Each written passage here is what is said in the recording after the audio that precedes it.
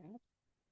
So this is going to be just actually a couple minutes before we start. I just wanted to make sure that everything was together first, because sometimes YouTube can be a little more than a little weird. Then I have to get Zoom set up, and then I have to get YouTube set up. So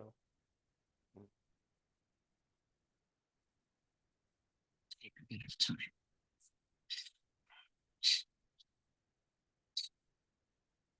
So if you are on YouTube, then the chat is open, and it would be great if you had a question or a comment or what have you. You're always welcome to put that in the chat. I'm really happy to hear from you. So do let me know if there's something you want to talk about, or you have a question, or you have a comment, or you can't hear me, this kind of thing. And I'm keeping my eye on it, so I will respond. Actually, let me write a little message before I start here.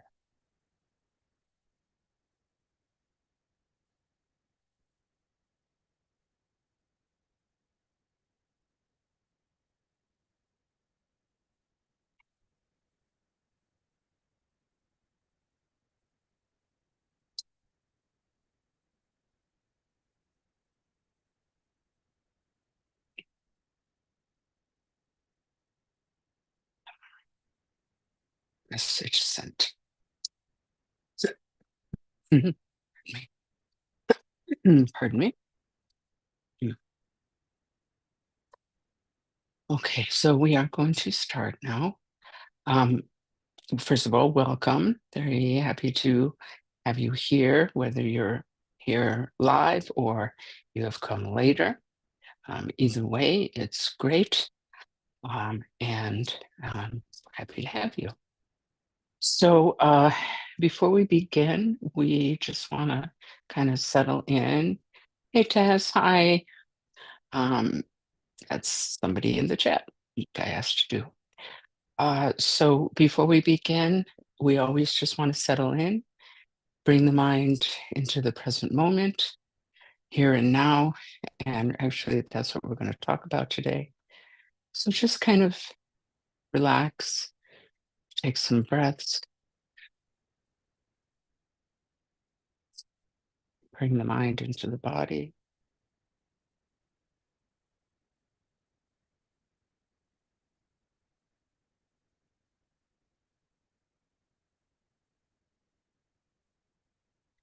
Consando Sangara Shiri Simpema Kalachibanishan. Susunabnata Tengasaso Katerana Maso. Omichiki Putane to some Sagi and game or near and such a goodness. So in a measure of also water.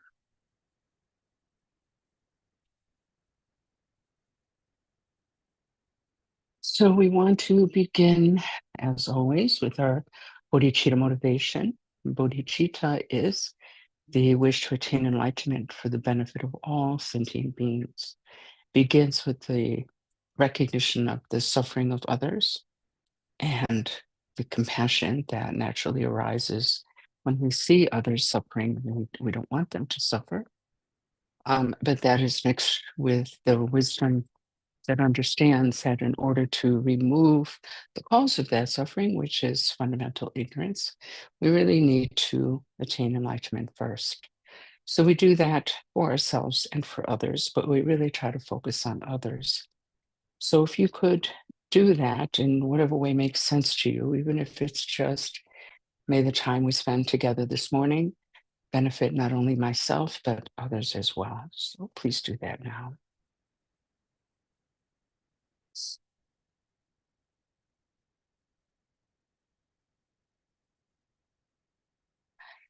So recently I asked in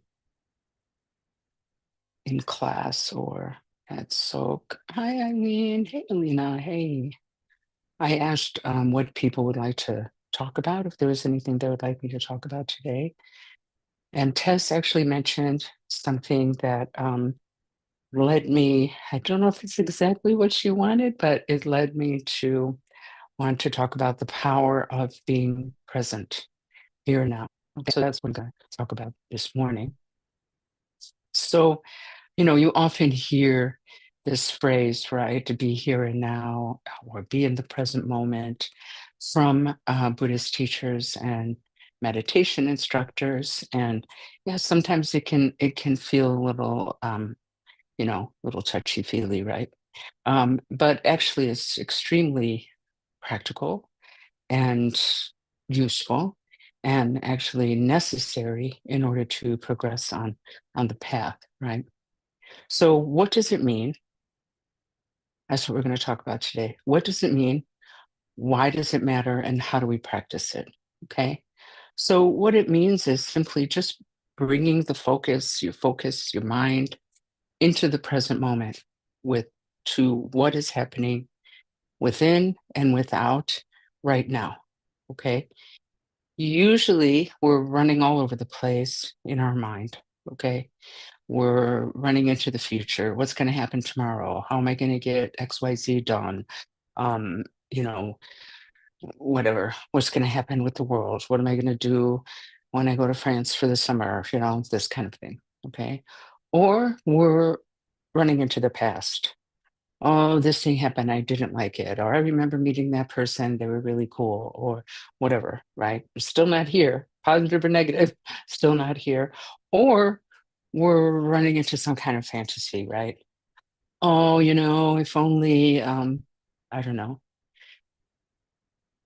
can't think of something right now. I spent half my life there and I can't even think of it. But, if only, I don't know, if only I were young again, this kind of thing, you know, or, I wish I had married that guy that I met when I was 20, stuff like that, right? Fantasy, it has nothing really to do with reality. What would it be like to live on Mars? Okay. This kind of stuff, running into the past, running into the future, having some kind of fantasy. That's usually where our mind is. Okay. So it actually borders on dissociating, you know, which people do as a result of trauma, right? When they face a stress similar to what they experienced maybe as a child, then they're just not even present anymore. So why do we do this?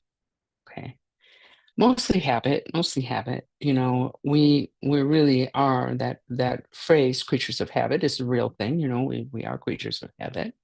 And our habits are typically very strong because, even if you don't accept previous lives or future lives, even in this life, right, we've developed habits that we just keep repeating over time.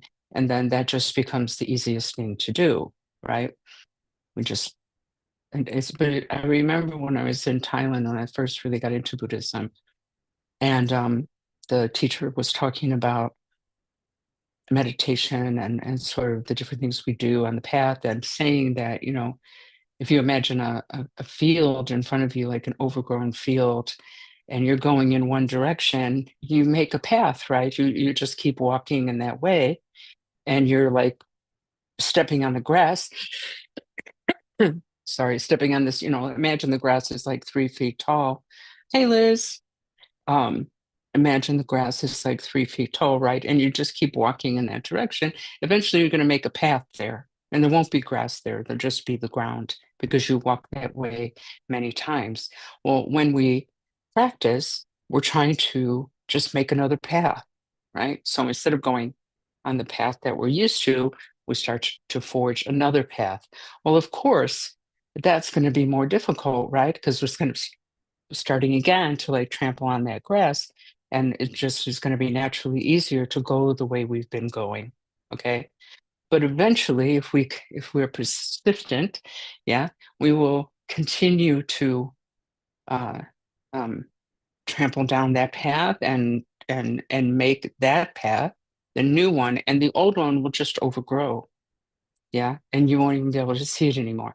This is actually what we do when we study and uh, practice. Yeah.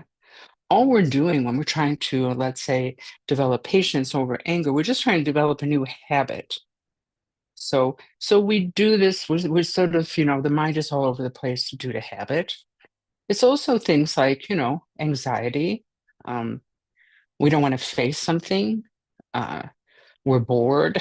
There's all kinds of reasons that we run away from the present moment. Okay. So what it means to be here and now or be present is to drop all of that and bring the mind into the body and into whatever is happening right now. Okay. So why does it matter? On a mundane level, it's simply attending to whatever needs doing in a concentrated way, right? So if we can do that, then we'll be more clear and, pardon me, we will be um, less likely to make mistakes, right? Because we're actually paying attention to whatever it is we're doing.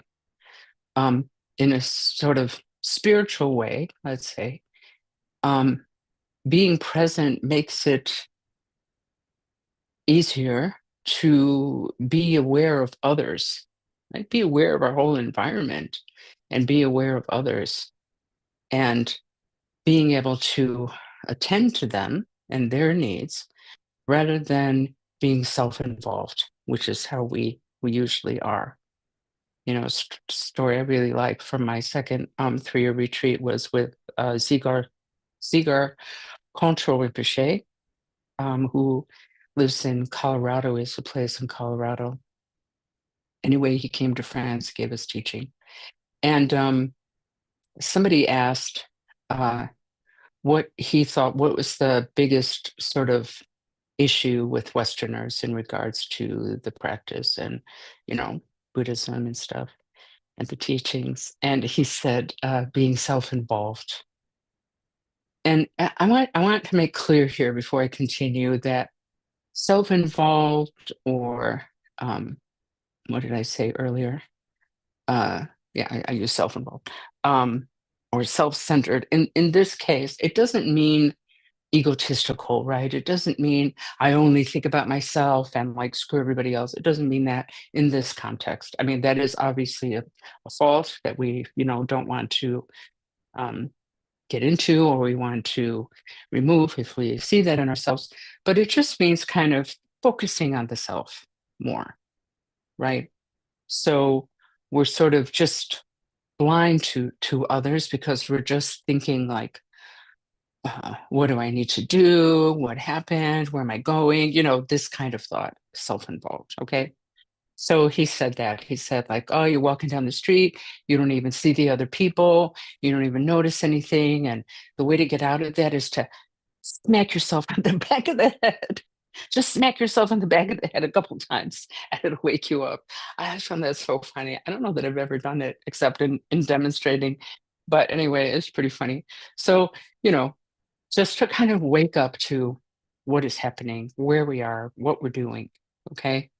Um, this action helps us to be aware of others. A lot of times, like if we're trying to, let's say, we're trying to um, be more compassionate to others, we can't do that if we don't even notice them, right? We can't do that if we don't even see them. Okay.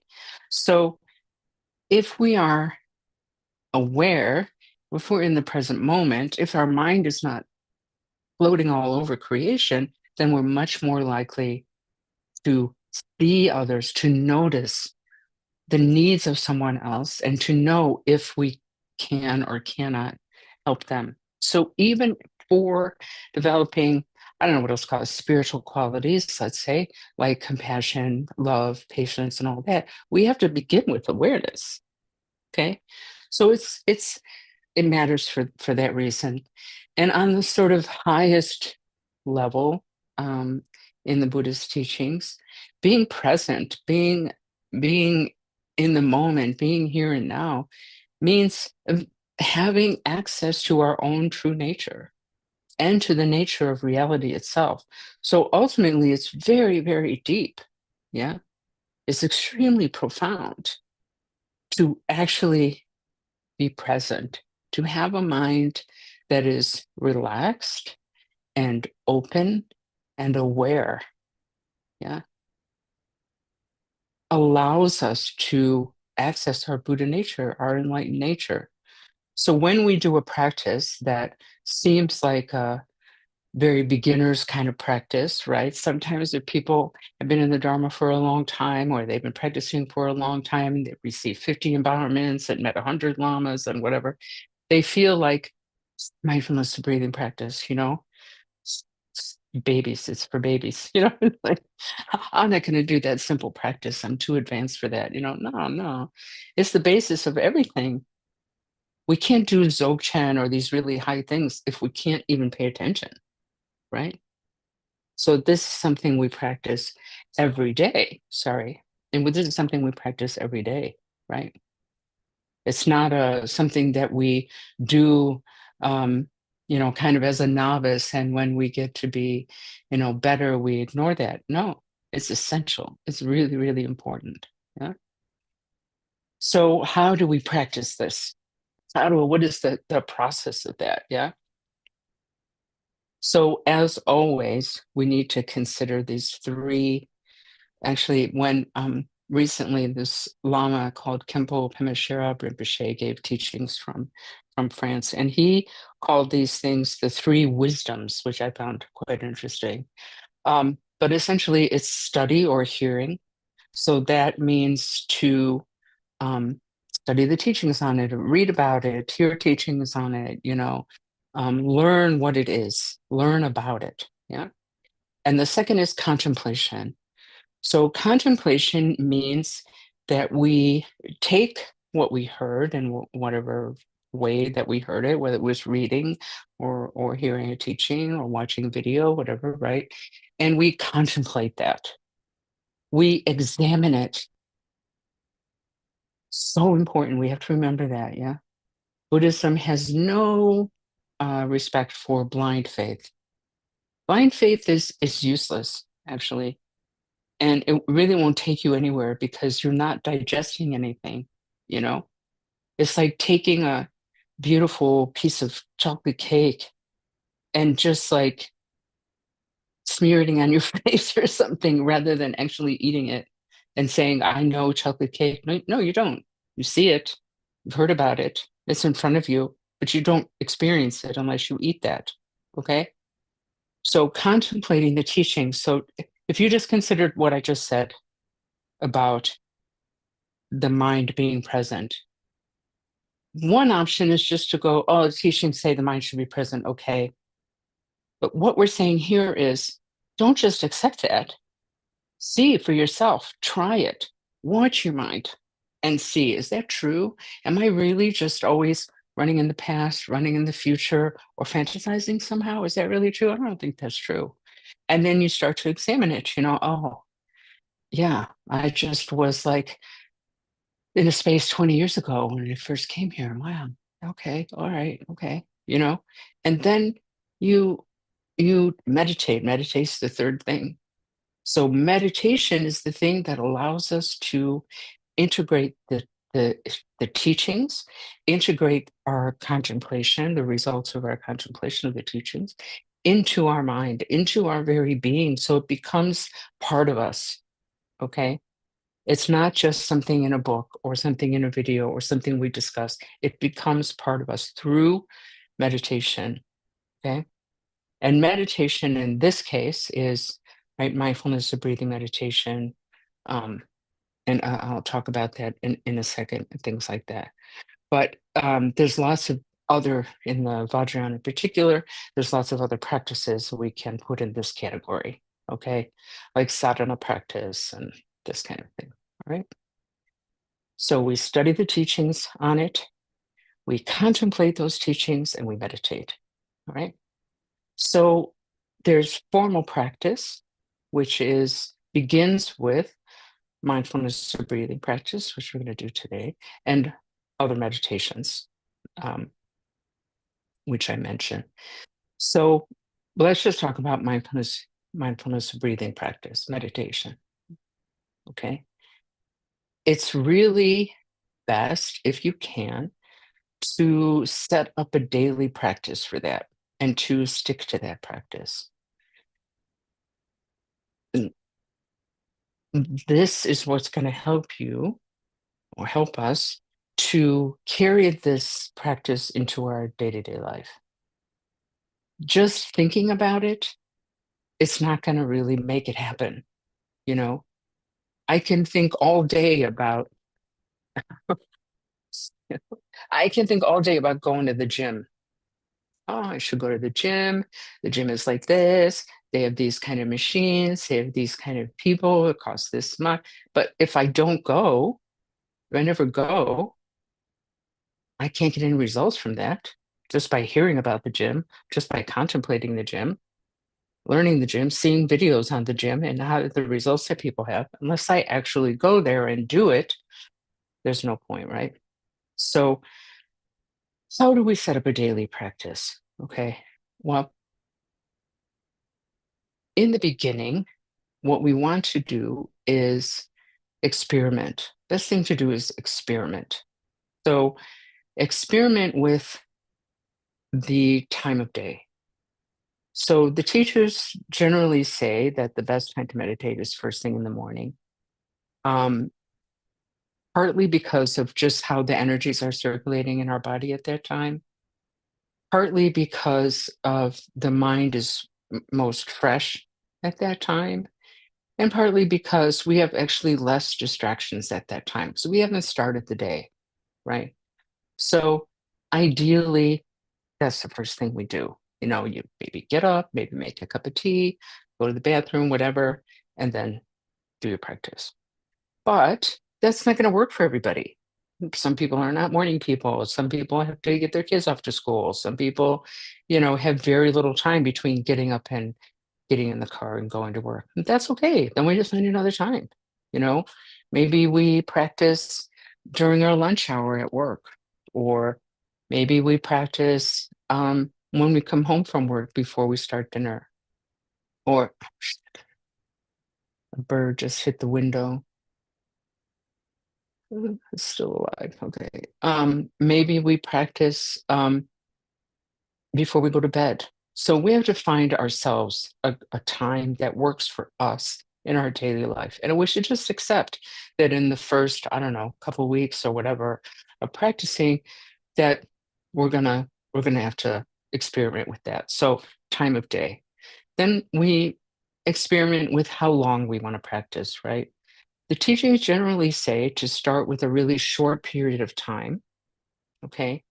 The mind is fresh. We don't get frustrated. If we have no experience and we decide, oh, I'm going to start my practice, I'm going to sit for an hour, but we're not really ready for sitting for an hour, then it's going to be frustrating, it's going to be painful, and it's just like we don't want to do it anymore, right? So short, as short as is reasonable to you. Okay. That might be as short as 3 minutes. That might be 5 or 10 minutes.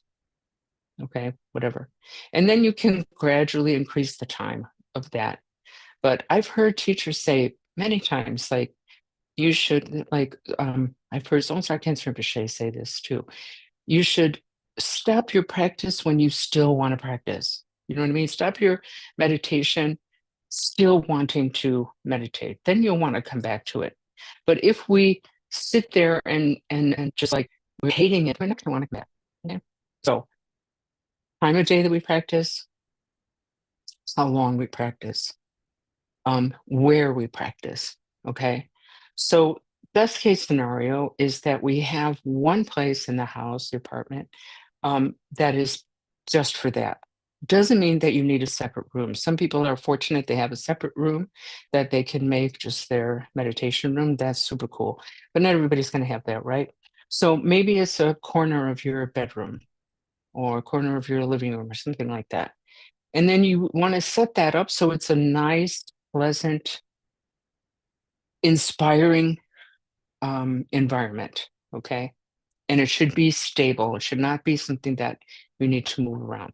So, in my case, for example, like I don't really have a separate room. So I just have my altar on top of my dresser. Okay.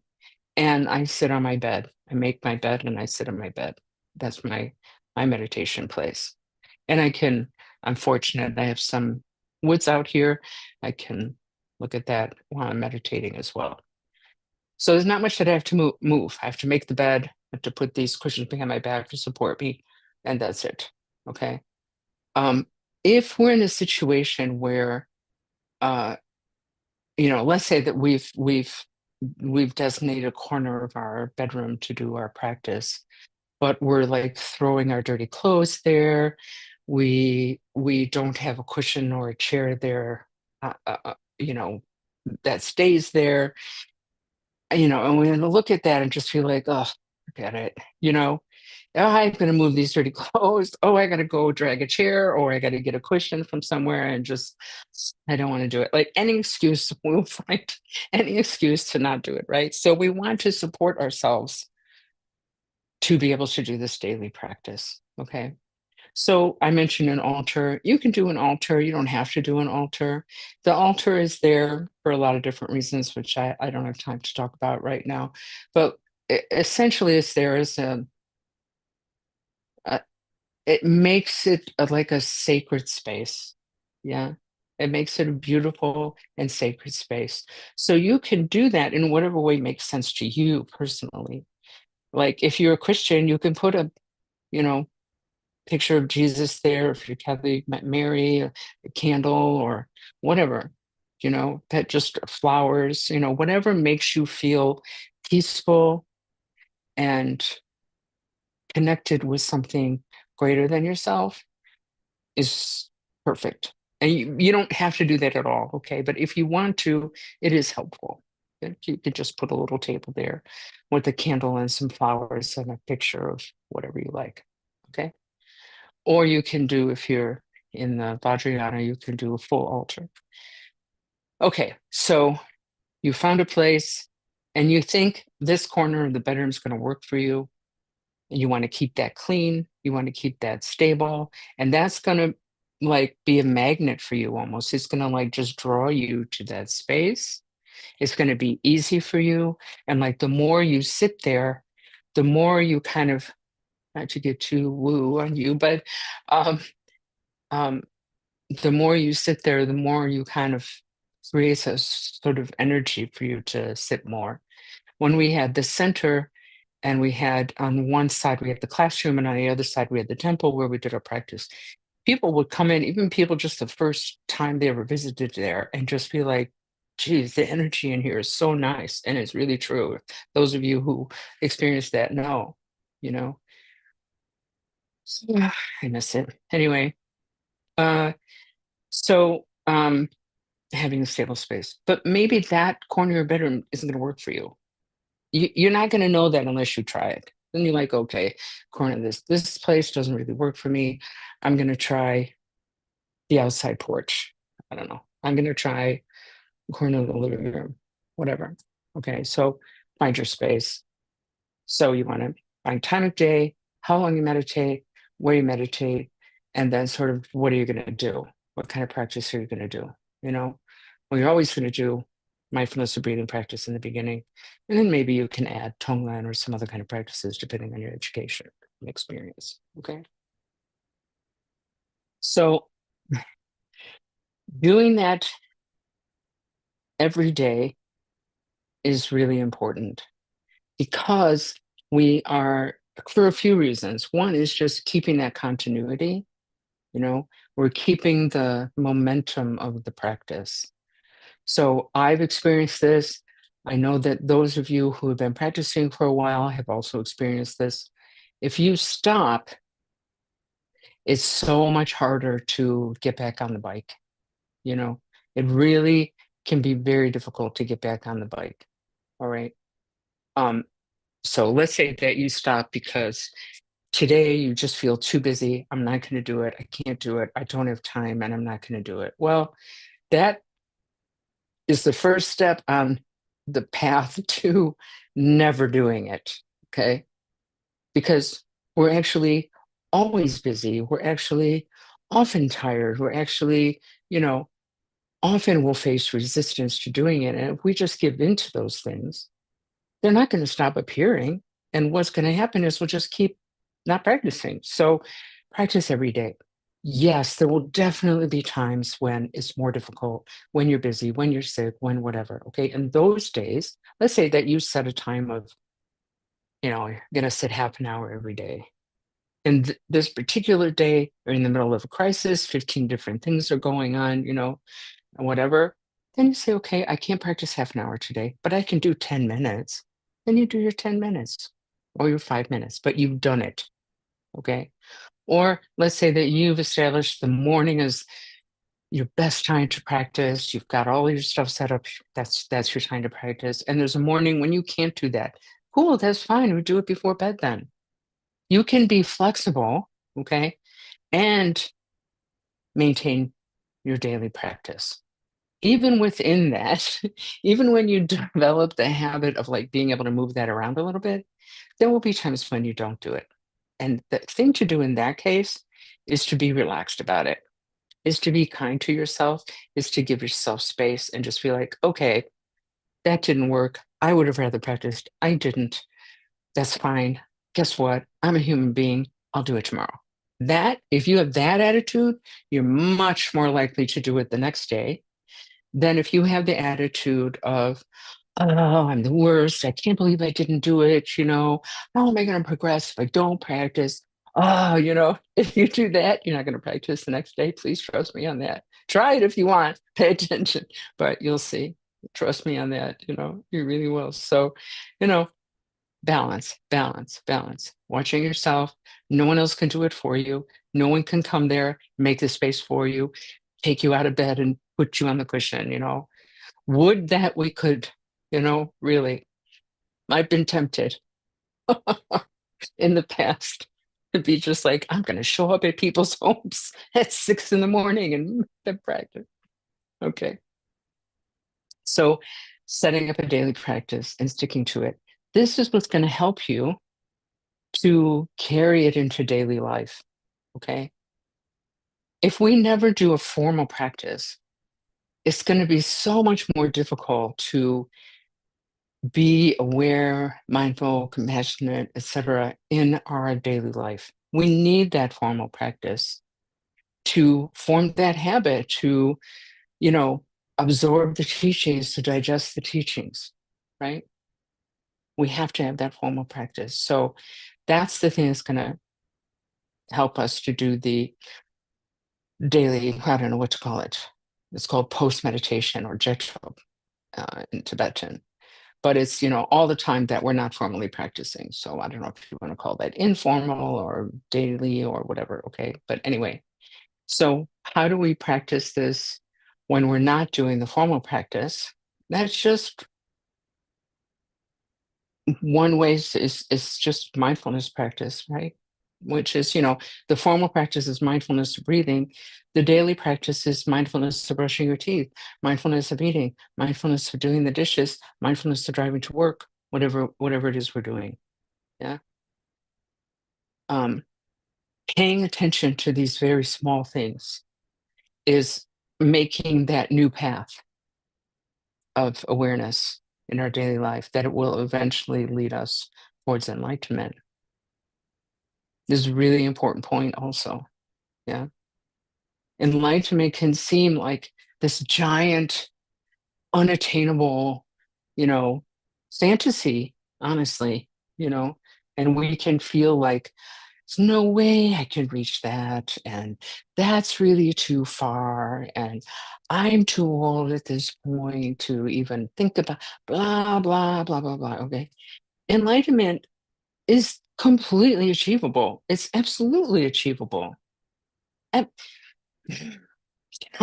there are beings throughout from the time of the Buddha until the present day who attained enlightenment. If we look at our teachers, Zugapema Wangya Rinpoche, Jigme Khyentse Rinpoche, Dalai Lama, Lama Zopa Rinpoche, people like that, they have attained enlightenment. That's one of the reasons it's so important to have a teacher or to have at least access to these teachers, because that is someone who is an example of the truth of this path. that it can be done. Okay, so that's one aspect. The other is enlightenment doesn't just come in a flash. It's not like Saul on the way to Damascus, getting struck by lightning or whatever, and then falling off his horse and everything is cool, you know. No, it's not just a overnight thing that happens because, I don't know, the planets aligned in a certain way.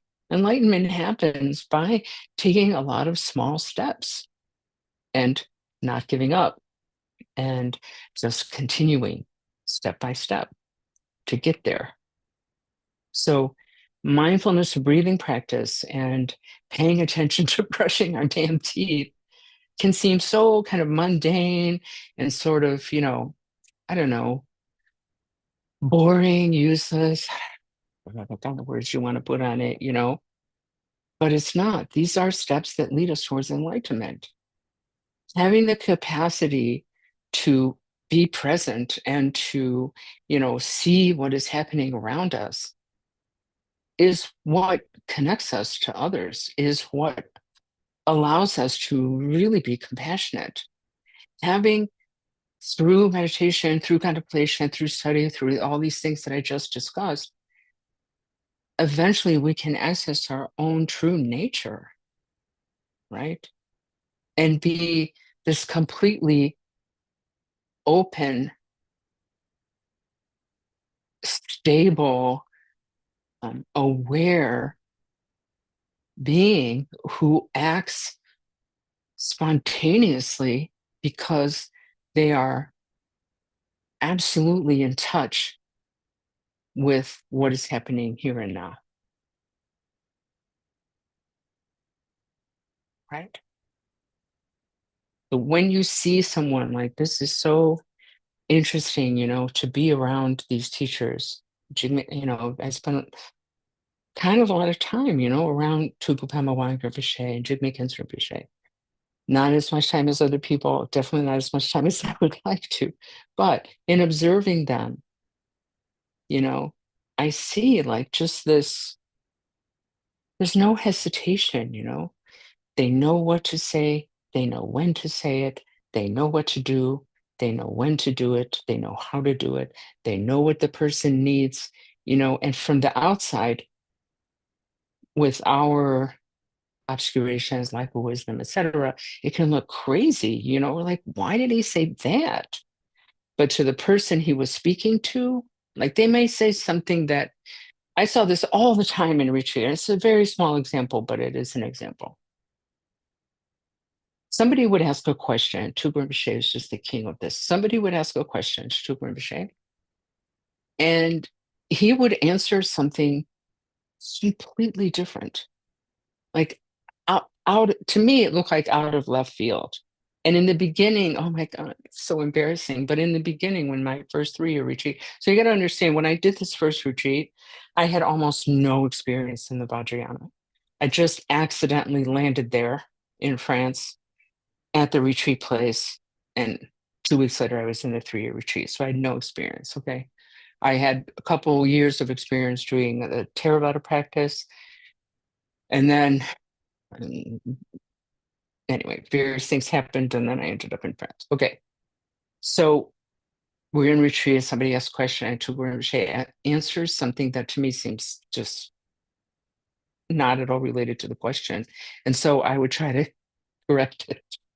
I would not answer the question, but I would talk to Rinpoche. I think that what she really meant was X, Y, Z, and he would not change his answer to meet my so-called clarification. And eventually what happened to me, I would ask a question and then Tugu Rinpoche would answer something that seemed totally unrelated to the question that I asked, but it was exactly what I needed to hear. He was addressing something else.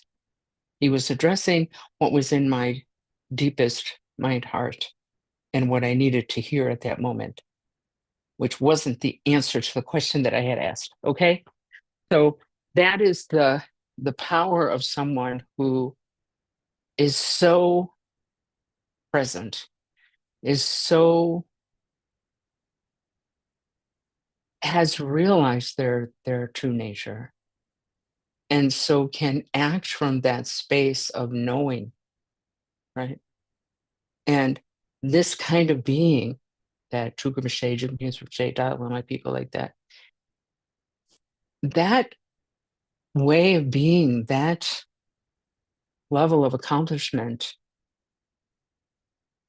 didn't come from the planets aligning in a certain way. It came from their own practice in this and previous lives to reach that state. Yeah. The, that example of the lotus, right? We all start at that same place, coming up through the swamp, the muddy swamp, you know? Everybody starts that way. And the difference between ordinary beings and enlightened beings is just where we are on that in the process, right? We all start with that lotus seed in the mud, being our Buddha nature, our true nature. And then we come up through this muddy water and at the top, bloom into this beautiful, pure blossom, yeah, that is untouched, actually, by the mud that we traversed. Okay. So the enlightened beings are these flowers, these beautiful flowers on top of the pond. And we're just coming up through that. Yeah. The flowers on top of the pond weren't dropped there from the sky. They came up from the bottom. Yeah. That's the only difference between us and enlightened beings. We start at the same place, the seed, the Buddha nature, our potential. We end at the same place, enlightenment, the blossom. But right now we're in the process and they've completed it. Okay. So mindfulness, the breathing practice, our daily practice, awareness, all of that is part of this process. So we shouldn't feel like these things don't matter. They do, they matter a lot. Every step that we take on this path matters a lot. No matter how small it may seem, no matter how insignificant it may seem, no matter how frustrated we might get with our own progress. As long as we keep going, eventually we will reach that state of pure awareness. Yeah. Okay. So that's all I have to say on that. I hope that it was helpful. So let's actually do this dang practice so we can learn. Okay. So, pardon me. I hope I have water.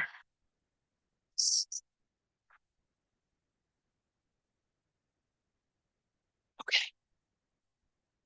So we're going to start with mindfulness to breathing practice. And I think that's probably all we're going to do today. So if you're sitting on the floor or you're sitting on your bed and you want to sit cross-legged, do that.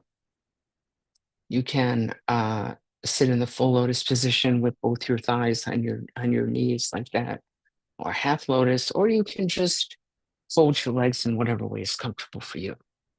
If you're sitting on a chair, you just want your feet flat on the floor in front of you. If you need to lay down because of various physical issues, then you should lay down. If you need to sit with your foot on a rest because you just had an operation on your foot, then that's what you should do. Okay. All right. Otherwise, all the instructions are the same. So you can put your hands one on top of the other like that in your lap, or you can put like your fingers on top and your thumbs touching like that, like you're holding a goose egg, again in your lap, or you can put your hands palms down on your knees, your thighs, whatever. Okay. Arms are relaxed, so you're not holding them in, you're not holding them out, just naturally at your side. Your back is straight. That's really the main thing, that your spine is straight. So that means the back of your neck is also straight. So your chin's going to be tucked in just a little bit. So it's essentially just saying your nose should be straight. So you don't want to be looking down. You don't want to be looking up, just straight. Okay. Your shoulders should be back a little bit. So you can just put them back. I like to throw my shoulders back one time. And right away, if you do that, you'll see right away that you kind of opens up your chest, actually helps your back to be a little straighter. Your mouth is closed, but relaxed. So you're not, right, pressing your mouth together, just closed, but relaxed. Tongue resting on the roof of the mouth. Breathing through the nose. Ideally, your eyes are open, like half open, right? Looking down in front of you a few feet. Sometimes people find that difficult. Maybe they're used to meditating with their eyes closed. That's okay. You can close your eyes. But over time, it's good to practice meditating with your eyes half open like that. Um, it helps you to not fall asleep. It helps you to be more aware in daily life. It affects different parts of your brain. There's all kinds of reasons for that. So if you can do that, do that. If not, maybe close your eyes, and when you can, open them. And when that becomes uncomfortable, close them again until you can meditate with them open. So that's the posture of the body, called the 9 points posture.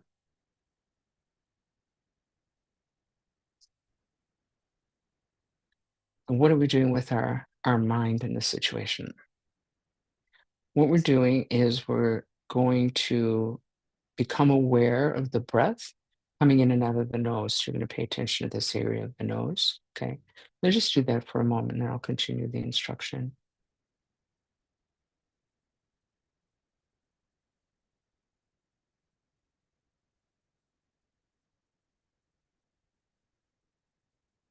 Okay, so you feel that sensation.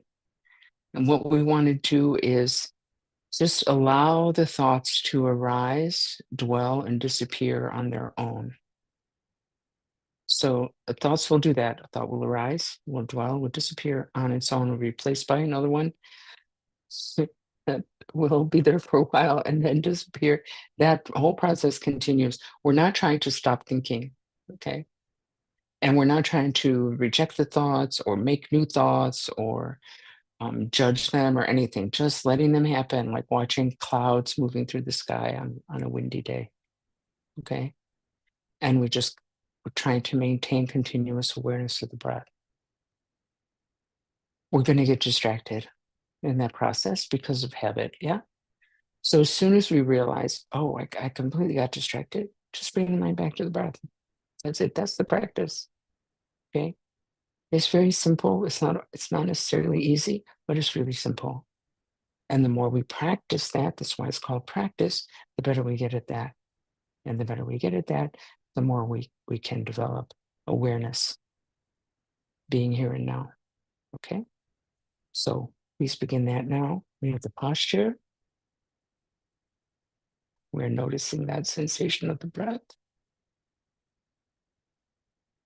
And in a very relaxed way, trying to maintain the awareness of that sensation, letting the thoughts come and go.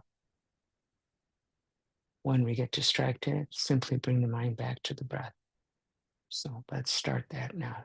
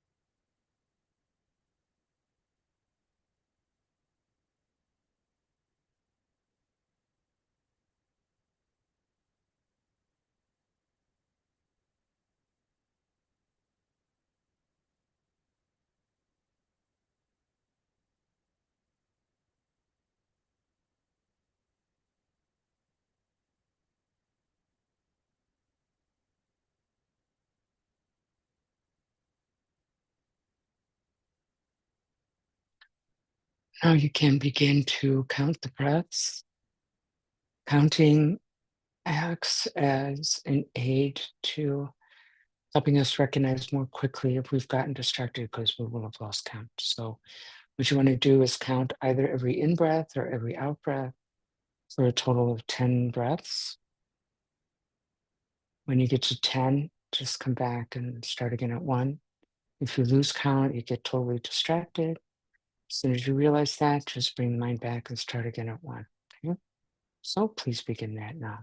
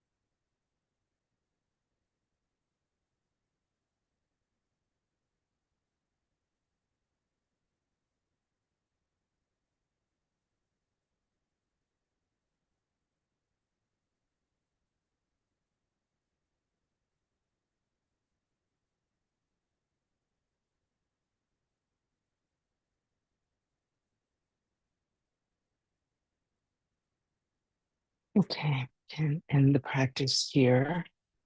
And now we're going to do the closing prayers. So if you have those, you might bring those up. If you're on YouTube, you can find a link for them in the description box below. But I'm going to share my screen so we can, for those of you who don't have them right now, you can still join us, but please do download them if you're coming on a regular basis. Okay, let me arrange things here for 1 second. So we say these, we begin with the long life prayers for our teachers, and we say those just in Tibetan because teachers tell us that they have more power like that because they were written by enlightened beings. And so the words themselves have power.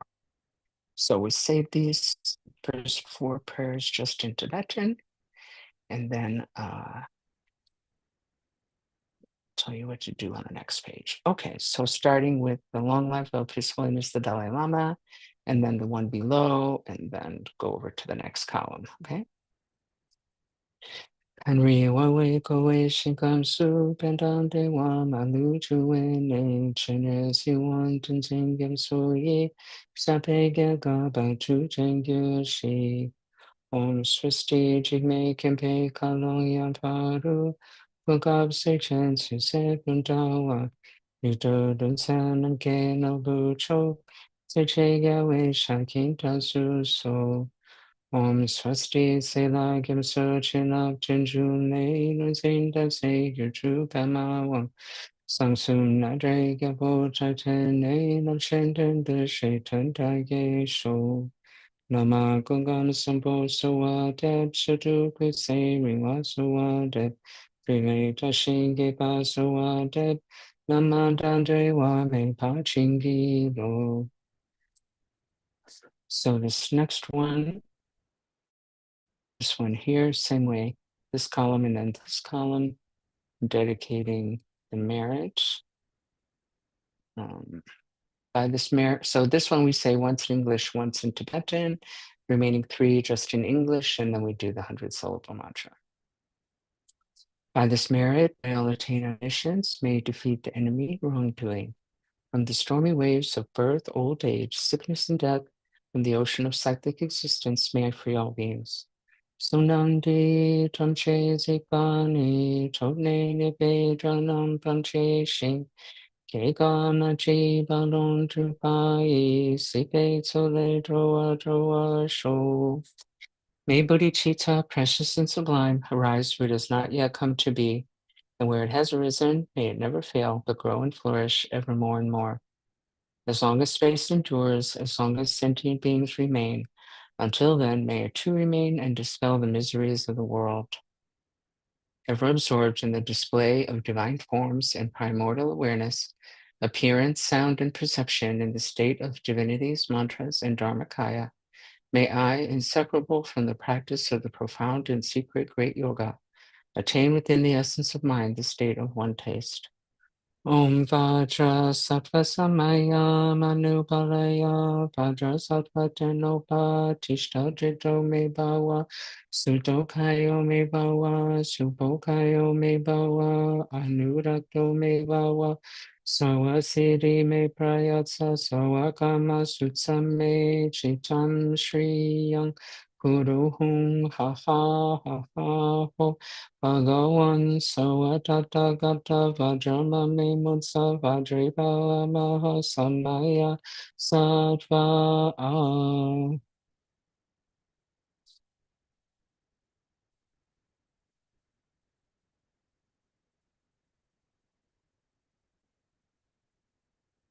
So before we go, I just want to make a couple of announcements.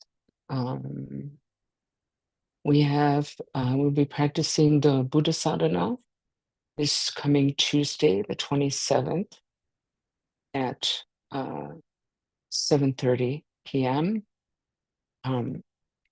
You can find all the information on that on our website, which is buddhistcleveland.org.